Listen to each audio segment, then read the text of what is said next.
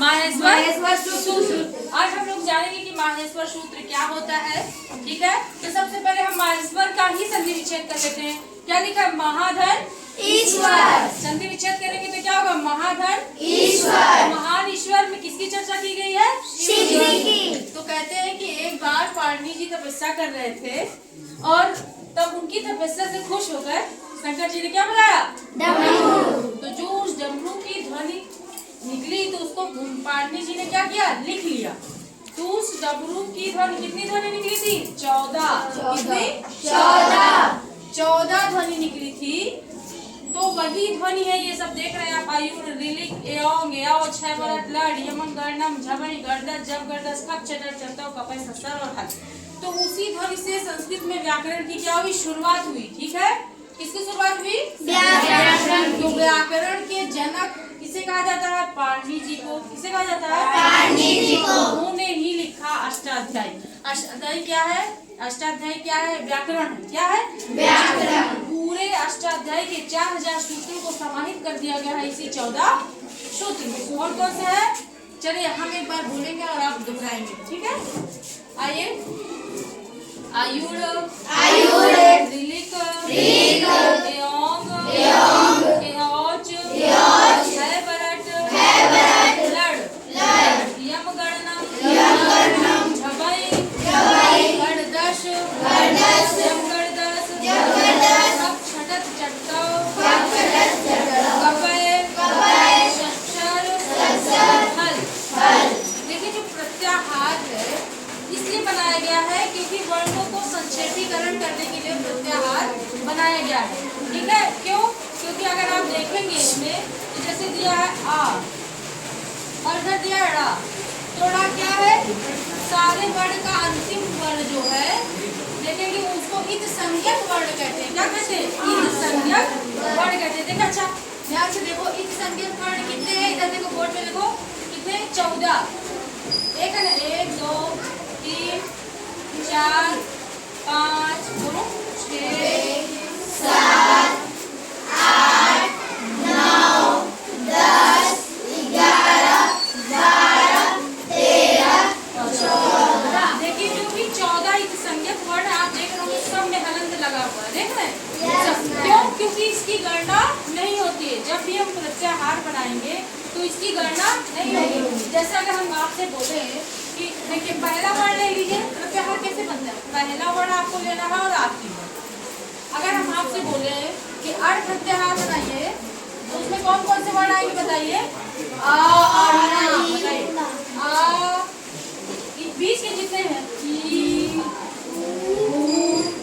छोड़ देना, ये इत संज्ञक वर्ण है। 10 के लोप से इसका लोप हो जाएगा, इसलिए इसकी गणना नहीं की जाएगी। फिर क्या है? री। अच्छा, आड़ है ना, तो केवल इतना ही आएगा, आ ई।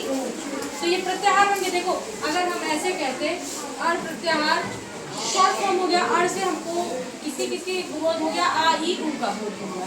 हमको पूरा आ ई ऊ नहीं लेना पड़ा, हमको सिर्फ अड़ बोले और पूरा ये सूत्र तैयार किया। अब अगर हम आपसे बोलते हैं कि अच प्रत्याहार बताइए, जैसे ये बोलते हैं अच, तो अच के अंदर कौन कौन सा आएगा? बताइए।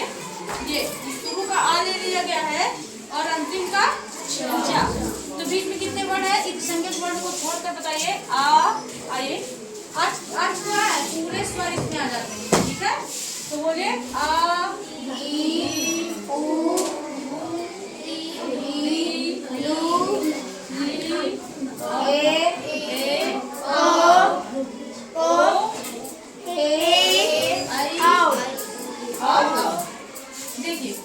अगर आपको अच ना कहा, अगर आप स्वर कहना चाहते हैं तो आप सीधा अच बोल दिए। अच बोल दिए, स्वर हो गया। क्या बोले आप? अच।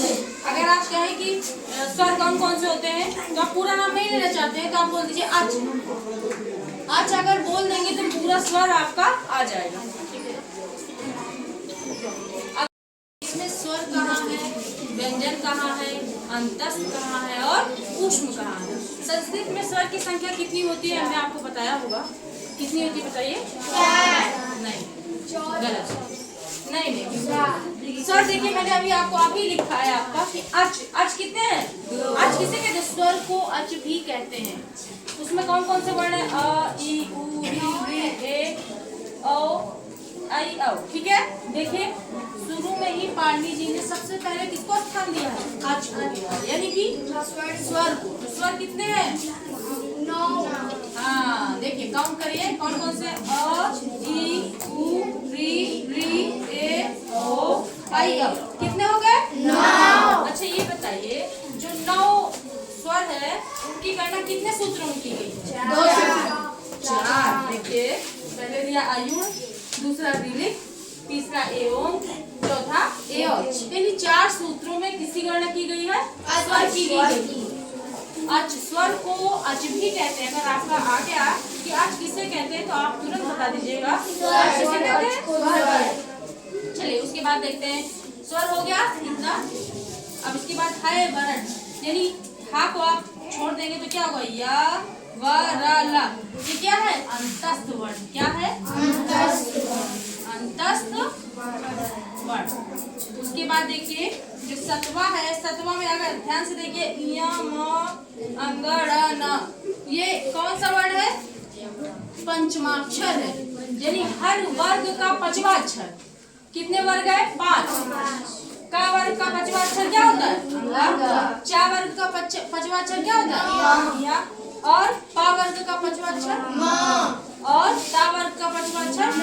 तो आप देख रहे हो कि सबसे पहले स्वर को रखा गया है, उसके बाद अंतस्थ वर्ण को रखा गया, उसके बाद पंचम वर्ण को रखा गया। देखा, हर वर्ग का 5वां वर्ण। ठीक है, अब देखिए झ, ब, बई, घड़, दस। तो झ कौन सा वर्ण है? वर्ग का कौन सा वर्ण है? झ चौथा।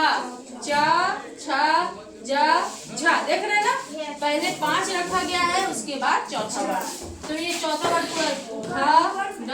तो ये 2 सूत्रों में कौन कौन से वर्ण रखे गए हैं? चौथा वर्ण। ठीक है, अब इधर देखिए उसके बाद तीसरा 10वां देखिए जब, गण, दस। तो इसमें कौन कौन सा वर्ण रखा गया है? हर वर्ग का तीसरा अक्षर। कौन कौन सा? तीसरा। ज, ब, ग, ड, द, श। ये क्या है? तीसरा। अब देखिए दूसरा भी है। देखिए कितने सीरियल से रखा गया है? 5वां, चौथा, तीसरा, दूसरा। देखिए खप, छठत, चटत। अगर आपसे पूछ लिया जाए कि काका गा में दूसरा वर्ण कौन कौन सा आता है बताओ, हर वर्ग का, तो आप तुरंत बता दोगे। 5 वर्ग का दूसरा वर्ण आप बता दोगे ना, क्योंकि उस सूत्र में आपने पढ़ लिया है। तो क्या होगा? खप, छठत, चटत। अब देखो पहला वर्ण कौन कौन सा है? कप, कपय। तो यह छूट जाएगा क और प। फिर ये देखो ये क्या आ गया आपका? ऊष्म व्यंजन। स, ख, स, ह। क्या है? ऊष्म व्यंजन। ऊष्म व्यंजन। ठीक है, व्यंजन कितने हैं? 4। नहीं, व्यंजन की संख्या 33 है। कितने हैं? 33। ठीक है, व्यंजन की संख्या कितनी है? 33। स्वर की संख्या कितनी है? 9। ठीक है, चलिए एक बार हम फिर पढ़ा देते हैं और आप लोग मेरे साथ पढ़िएगा ताकि आपको ये पढ़ना आ जाए। देखिए पढ़ेंगे तो हम ऐसे आयु, ऋलिक, लेकिन जब लिखेंगे तो सब में अलग अलग वर्ड लिखा जाएगा। ठीक है, तो चलिए बोलिए एक साथ बोलिएगा। आयुर, ऋलिक, एओम, एओच, है बरट,